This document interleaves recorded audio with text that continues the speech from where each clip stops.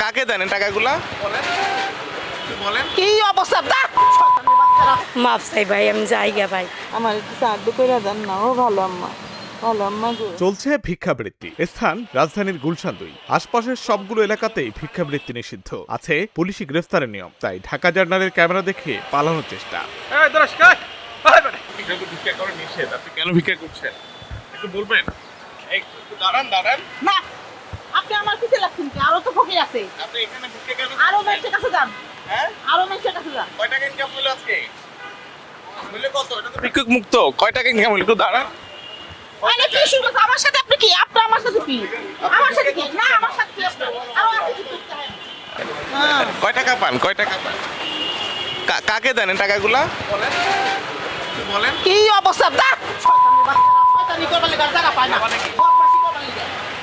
শুধু গুলশান নয়, ধানমন্ডি, বনানী, বারিধারাতেও একই চিত্র। প্রবেশ নিষিদ্ধ থাকলেও ভিক্ষাবৃত্তি চলছে জোরেশোরেই। আশপাশে লুকিয়ে থাকে কখন পড়বে সিগন্যাল, আর সিগন্যাল পড়া মাত্রই শুরু হয়ে যায় ভিক্ষুকদের আনাগোনা।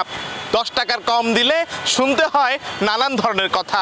তারা যদি মনে করেন যে একজন ফরেনার দেখে, তখন তো তারা ডলারই চায়। আর এমনিতে 5 টাকা দিলে মনে করেন যে আরো উল্টা গরিব বলে আশকারা দেয়া ওরা আবার চলে যায়। 5 টাকা মাঝে মাঝে নিতেও চায় না, 10 টাকার নিচে 20 টাকার নিচে তারা নিতেও চায় না। এখানে লেখা আছে ভিক্ষুক মুক্ত, কিন্তু ভিক্ষুকের অভাব নেই।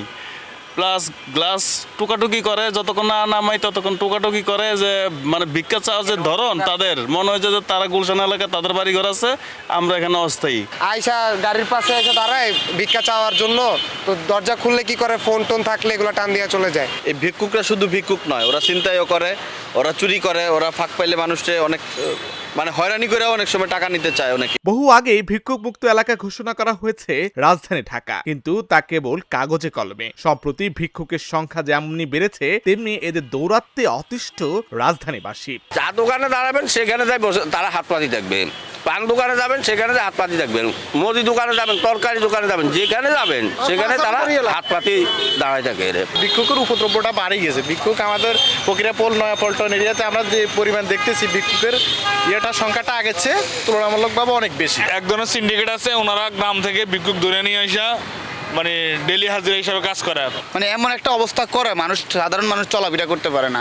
এই যে গেলে দেখবেন ডিসি মার্কেটের সামনে না হলো 30 জন বসে আছে, পুলিশ ধরে নিয়ে যায়, দৌড়ায়, আবার চলে যায়, আবার আসে, আবার চলে যায়, আবার আসে। মানুষ বিরক্ত হয়ে যায়। একজনের পারিশ্রমিক যে প্রতিদিন কাজ করে পায় 700-800 টাকা, ওনারা ভিক্ষা করে পায় 5000 টাকা, ওটা ওনাদের পেশা। এমন অবস্থা গেলে সাধারণ মানুষ চলতে পারে না। সাধারণ মানুষ, আপনি কয় টাকা পান? মাসে 20,000 টাকা ইনকাম করেন, কিন্তু ওনাদের ইনকাম আছে 1 লাখ 2 লাখ টাকা। সবাই সুদের ব্যবসা করে।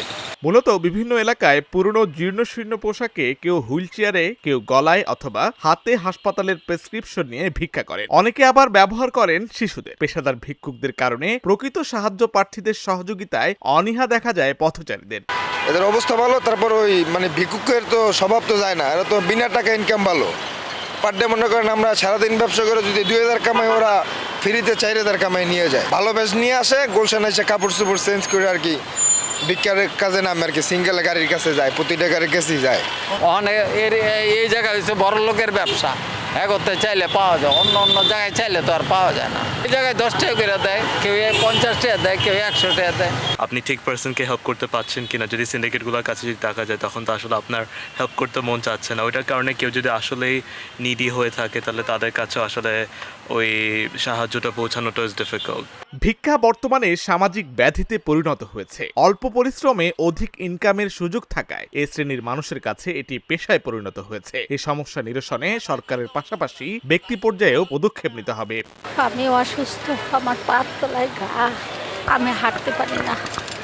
সরকার তো সবই দেয়, দেয় তো। চোখ তুলে যে ফেলে দেয় না, এটা এমন কোনো কথা নাই। ওরা তো দেয় অবশ্য, কিন্তু আমাদের ওই টাকা দিয়ে পোষায় না, হয় না তো। আর কিছু টাকা দিত যদি বাইরে বুড়ে এগুলো অসহায় মানুষগুলো যদি আর বেশি করে দেখতো, তাহলে তার এগুলো তো ভিক্ষা বাড়ায় না তো। সাধারণত ভিক্ষাবৃত্তি একটা দেশের সুনাম নষ্ট করে। এটা একটা ভাইরাস।